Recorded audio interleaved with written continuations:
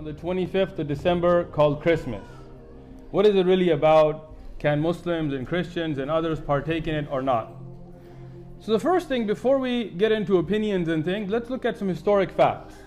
Where did the 25th of December come from? Was this a day that biblically Jesus was born? That is not the case. That is not the case.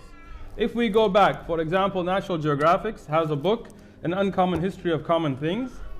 And if you look at any of the research that we have seen, whether it's on the internet or in books about Christmas, they write that Christmas was not a part of the Christian faith. In fact, for 4 centuries after Isa alayhi salam's ascension, for 4 centuries after Jesus, there was no such concept in Christianity. It's non-Muslim research that for 4 centuries after Jesus, there was no idea of the 25th of December being tied to Jesus.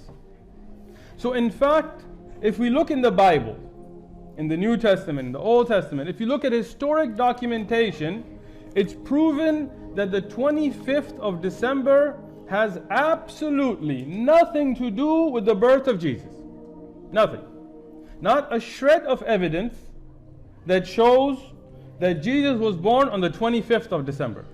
In fact, it was not until Pope Julius I, he chose the date. And why? To appease the pagans for a festival that had for Saturnalia, which was to celebrate Saturn, the sun god. This was a festival, Saturnalia, that they had in pagan Rome from before Christianity even reached Rome.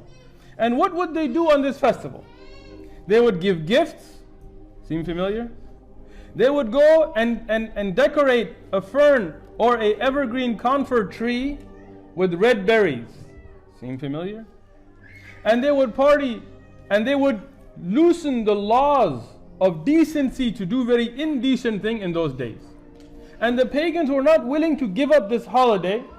So Pope Julius I, 400 years after Jesus, he came up with the idea to take this pagan holiday and bring it into the Christian religion.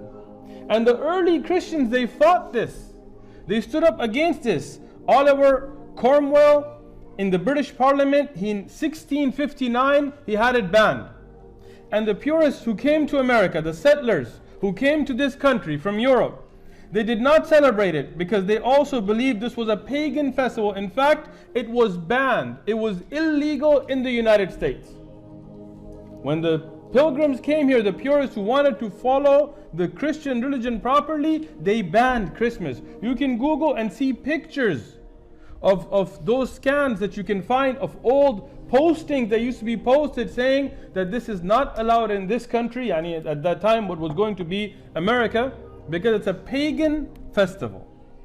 If we look at today, many Christians who are researchers, who are people who want to follow their religion, they've also spoken out against this pagan festival.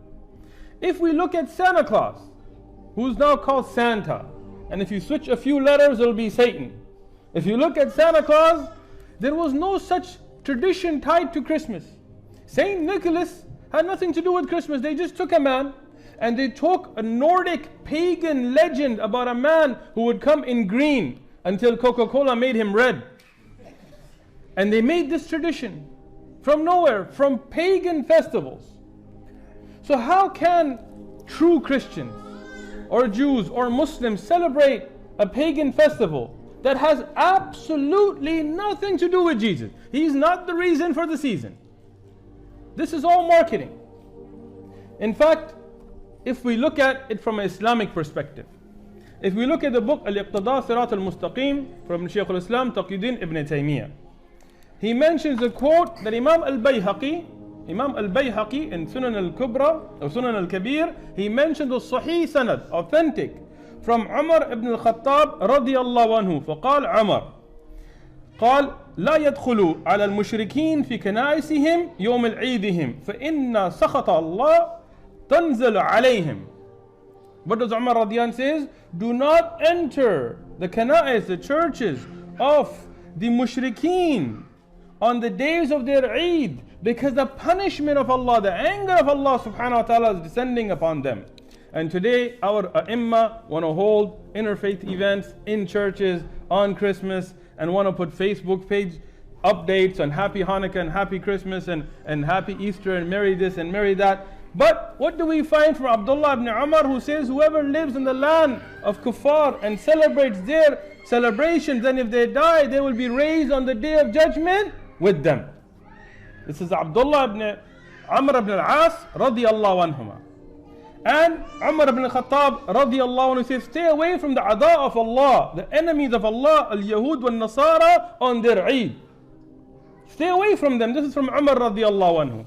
Ali bin Abi Talib radiyallahu anhu and others, they also, as mentioned by Imam al-Bayhaqi, they forbid to greet or celebrate or to congratulate, as Ibn al-Qayyim al-Jawziyah and others mention, the days of the festivals of kuffar.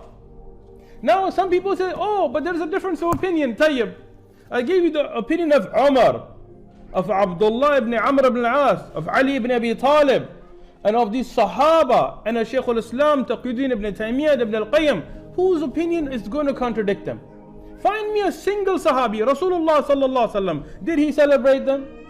Did he congratulate them? There were Yahud and Nasara there. Did he participate in them? No. A single Sahabi? No, we only have mana, forbidden. Rasulullah sallallahu alaihi wasallam said to the opposite of them. And then we have from Sahaba clear indications, and from the amazing scholars of Islam. And today somebody has different opinion. Whose opinion? Some guy who's never studied Sharia a day in his life, sitting on his Twitter account. I don't care about your opinion. Bring us from the Kitab of Allah. Bring us from the Sahih Hadith of Rasulullah sallallahu alaihi wasallam. Bring us from the Aqwal of Sahaba, or the great A'imma of Islam, Abu Hanifa, or Shafi'i, Malik, Ahmad, Ibn Taymiyyah, Ibn al-Qayyim, Ibn Rajab. Some of those A'imma, you have nothing. So there is no difference of opinion. It is not permissible for Muslims to participate in them, in these kind of celebration, or greet people on them. This is something known by consensus of this ummah. Jazakumullahu khairan.